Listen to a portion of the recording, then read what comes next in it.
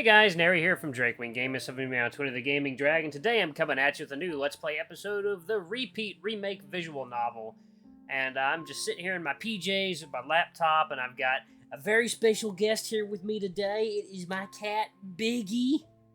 The biggest cat in the whole household. He is just a giant among kitties. And he just loves all kinds of attention. Yes, he does. He just decided to jump up here and sit next to me with his large bulk. He's such a fatty kitty. He's such a big fatty, fat kitty. And I love him. He's so sweet. But yeah, if you hear any loud purrs, that is from the giant creature that is over here with me. He's not really fat. He's just got a lot of bulk to him. He's a big, bulky boy. He's pretty solid. Big muscle baby. He's like Mac. It's like Mac from It's Always Sunny. You know, he's cultivating mass. But anyway, guys, please sit back and enjoy for the next 18 minutes when I entertain you. Let's jump right in. Alarm saying you are up, and let's go. Okay. Alright. Okay. There we go. Alright. Good to go.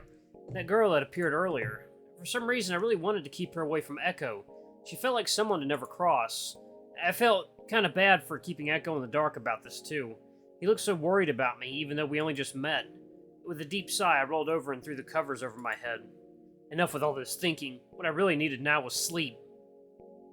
Yeah, he needs sleep, doesn't he, sweet boy? I probably tossed and turned. Ow! You just bit my arm.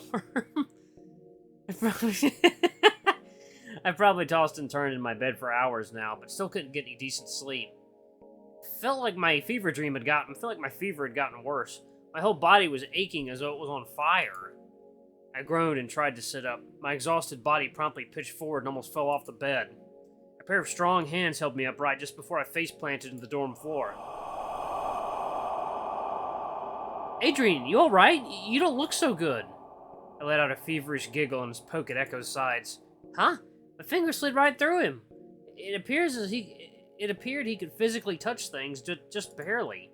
As Echo helped me back on the bed, his face plastered with concerned frown. Adrian, you're really hot. Thanks, are you coming on to me? I felt his hand press against my heated forehead. Echo let out an agitated hiss. You've been cursed! When did this... Huh? This afternoon in the hallway, when I lost contact with you for a moment. Yes, big boy. Yeah. It's an interesting mystery, is it not? He's just looking up at me with these little sweet eyes he has. Yes. Kitties are meant to be treasured and loved, and spoiled beyond compare. Echo's voice was a frightening mix of bitter anger and fear. I've never seen him so agitated before. Adrian, did you meet her? Her? Did he mean... Well, I did bump into this weird girl this afternoon. She had those creepy red eyes and ashy skin. Echo groaned and tugged at his hair in frustration. She's dangerous, Adrian. You have to stay away from her. Who is she exactly? She's very much like me, but leagues stronger than anything I can muster. She can cast curses, cause disaster, bring bad luck. You're lucky the curse you're infected with is fairly mild. My fingers brushed against my burning... His fingers brushed against my burning forehead again. In fact, it's pretty half-hearted, too. It was more like a warning than anything else. You should recover with a good night's sleep. Why would she curse me, of all people? I've never done anything wrong. You could see her, right? Usually only their wishers could see them.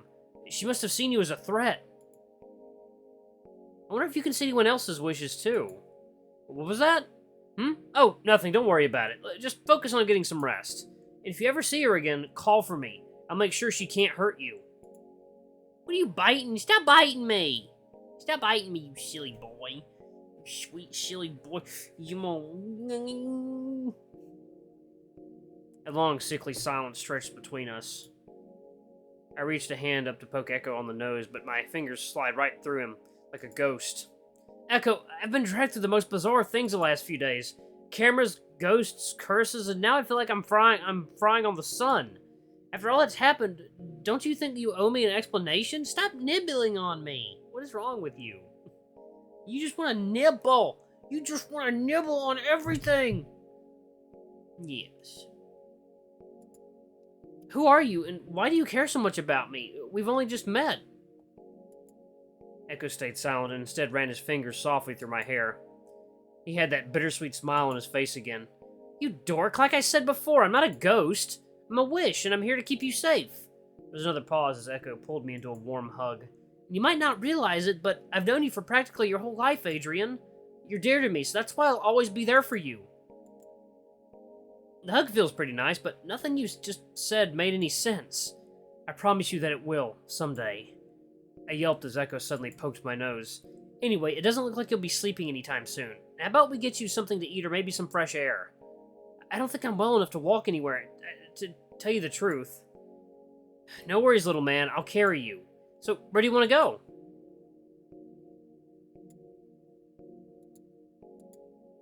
Little man. Let's go to the kitchen. Well, I guess I'm feeling a bit hungry right now. The kitchen it is, then. Here, hold on to my shoulder. I'll carry you there. As I reached up, Echo placed his arm firmly around my waist as I climbed onto my wobbly legs. My head felt a bit dizzy being upright, but it was nice to be out of bed. All right, let's go, one step at a time. Jeez, I feel like an elderly granny being helped across the street. You're not sweet and tiny enough to be a granny. Are you just gonna let me lie in the middle of the road and get hit by a truck? Get a move on, you whippersnapper. Got it, Grandpa. Yes, my sweet boy, just laying here all quiet.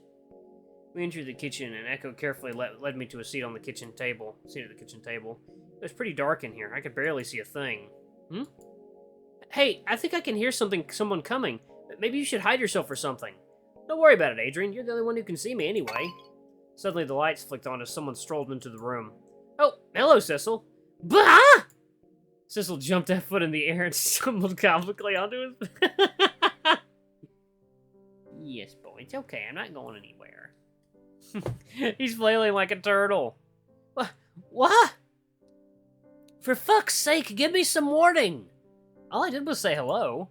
I didn't expect you to be here at the dead of night. You're like an angry slice of pie. Stop laughing, jackass. I couldn't help but snicker at his outburst. My laughing abruptly turned into a hacking cough as the room suddenly started spinning. A pair of arms caught me just before my face hit the floor. That was a close one. Adrian, are you feeling all right? You don't look so good. I only replied with a feverish giggle. The floor and I are madly in love, Sissel. I wish you'd get in the way of our sweet embrace. Okay, I'll take that as a no. You can't break us up like this. I'm in love. Afraid I love you more. Let's elope back to your seat.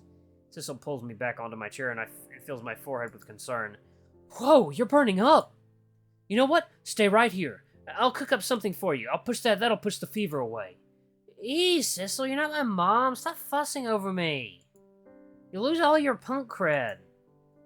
I'll lose all cred if I leave a sick friend to die on my kitchen floor. Now you're just being drama queen. Yes, now settle down at the table. I'll make you some soup.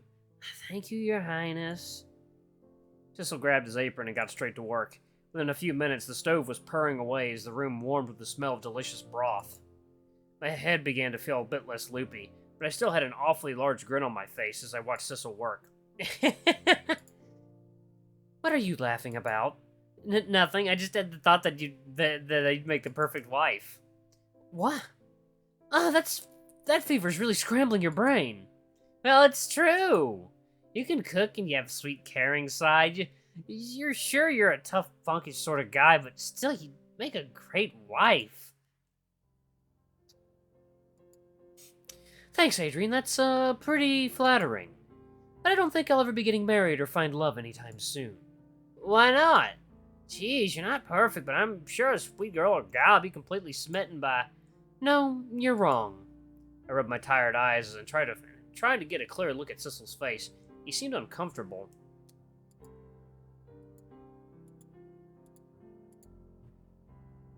Yes, my sweet boy. Yeah, just laying there all sweet. Was there something that he was hiding? With a sigh, I wobble onto my feet and limp over to him. Adrian, Adrian, you shouldn't be up. Shh. I pull him into a hug and start petting his hair, ignoring his embarrassed sputters. Hey, Sissel. What? You're loved, you adorable slice of pie. Loved. Now accept it or you're gonna piss off your very sick friend. Adrian, you don't know me very well. I'm broke. I've got nothing to show for myself. I'm barely educated enough to even be at the academy. There's always going to be someone more worthwhile than me. You can say that about anybody, to be honest. It's too late, Sissel. You already loved. Didn't you say earlier you'd elope with me? That was a joke. I'm here to tell you that you're no joke, Sissel. You deserve all the love in the world, and don't you dare deny it. You're such a shameless twat, Adrian. I know. I gave Sissel a goofy grin. He only responded with an exasperated groan. Don't you nibble on me, you silly boy. Yeah. What do you Don't you nibble on my knuckle? I gave Sissel a goofy grin. He only responded with an exasperated groan.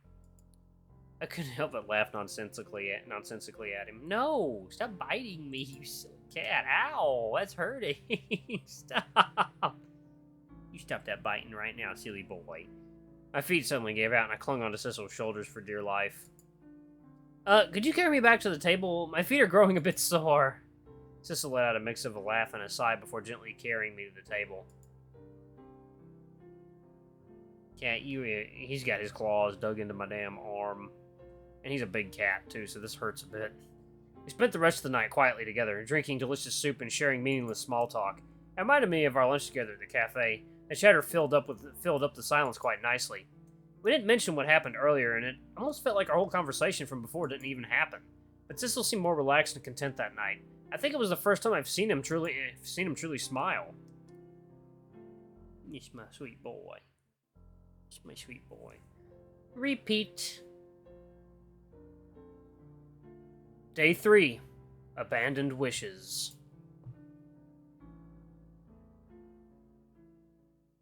The morning sun filtered through my window. It said, "Hey, let's stab this poor kid's eyeballs until he's awake."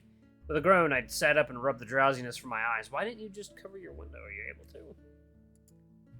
It seemed like my fever was completely gone. I hopped out of bed and stretched. Huh? It looked like someone left a small assortment of stuff on my table. There was a potted plant with brilliant blue flowers. The note next to it read, "Hope you feel better soon, Philip." There was also a large pile of hand-baked pastries, obviously from Sissel. And there were socks? Nothing's worse than cold feet when you're sick. Owen. Oh, that's nice of them. No! Adrian, how are you feeling? Has your fever passed? Ah, Echo, get your hands off my face. You seem pretty alright. Looks like your friends are worried over nothing. They all snuck into your room last night and left a bunch of gifts. Owen tried to give you a goodnight kiss, but Sissel and Philip dragged him away before he could. How thoughtful. Philip's choice of flowers is kind of weird, though. Forget-me-nots are usually for funerals.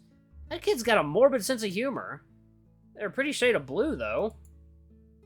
Flowers aside, Adrian, you better head off to class soon. I think there's an event happening today. Here, I'll help you get dressed. I can dress myself, no need to baby me. Heh, if you say so.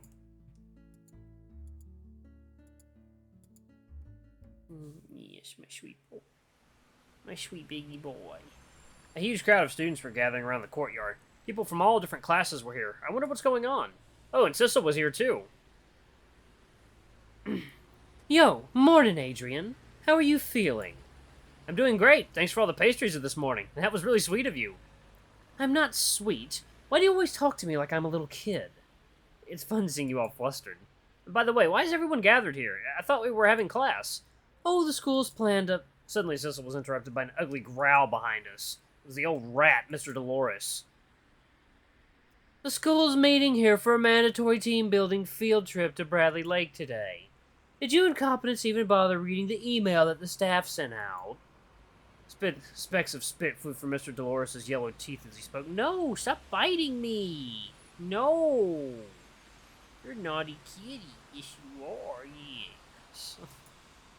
Well, no, I didn't realize... Huh. You call yourself a student. Damn lazy kids these days. Sissel jumped in front of me and practically snarled.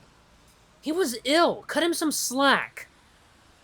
Watch your tone, Brad. Is this how you treat your teacher? Oh, you're a teacher? You sure don't act like it. Mr. Dolores grabbed Sissel roughly by the collar of his shirt and nearly picked him up off the ground. Their faces were dangerously close as they glared daggers into each other. Learn some respect, boy. I could kick you out of this academy with a single phone call. Get ready to crawl back into the streets, you sick little... Mr. Dorcas Dolores! Everything fell into silence. Mrs. Corliss walked toward us, parting the crowd effortlessly. Her stern face seemed to unnerve even Mr. Dolores, though he still held firm to Sissel's collar. Surely you're not threatening my students? Mr. Dolores hissed furiously. Not at all, Corliss. I'm simply disciplining rowdy individuals. He puffed up angrily, as if trying to intimidate Mrs. Corliss, but she looked unfazed and held her head high. Mr. Sissel doesn't seem to have done anything wrong. Regardless, unless the rules have changed since the last 20 years I've worked here, manhandling students is against school policy. Unless a certain teacher is unable to let go of trivial prejudices. You dare accuse me? Dolores seemed to be losing it, puffing his huge, ugly face in Mrs. Corliss's direction. Despite being a fragile old lady, Mrs. Corliss managed to maintain a commanding air about her. But still, one swing from Mr. Dolores could easily knock her over. The tension was climbing, and Mr. Dolores had still had an iron grip on Sissel. What should I do? Off where I go. I don't think starting a fight is the best idea. I hissed quietly under my breath. Echo, are you there? Yo, Adrian, you called? Echo, you have to help us out here. Can't you use some ghostly voodoo shit and drive Dolores away? How many times do I have to tell you? I'm not a... Yeah, you're not a ghost. There's gotta be something you can do here. Echo stared at the struggling figures of Sissel and Mr. Dolores thoughtfully. So you want me to drive Mr. Dolores away? Yes! Very well, then. Your wish is my command. The wind around the courtyard above me picked up, whipping about everything like a snarling beast. Everyone's hair and hats fluttered about wildly as they struggled to stay composed.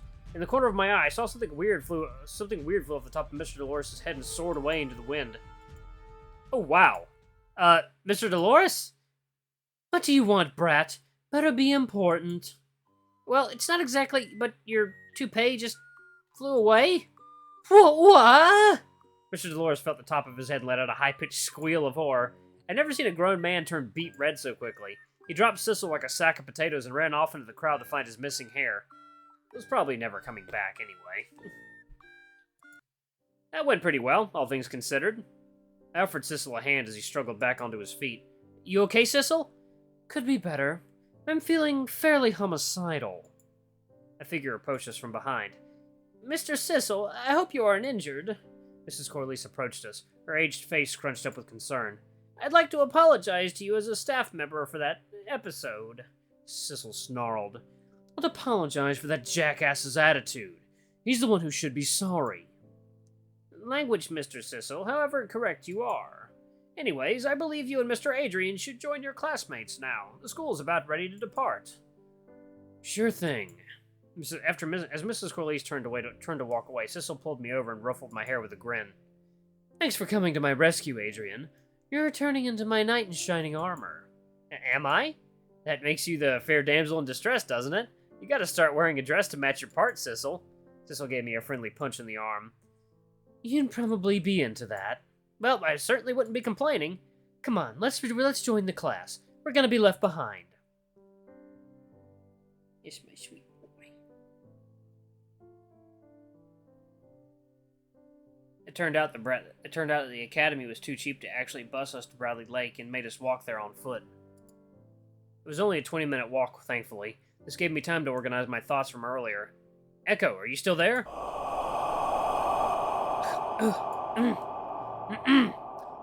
Hello again, Adrian. What's up?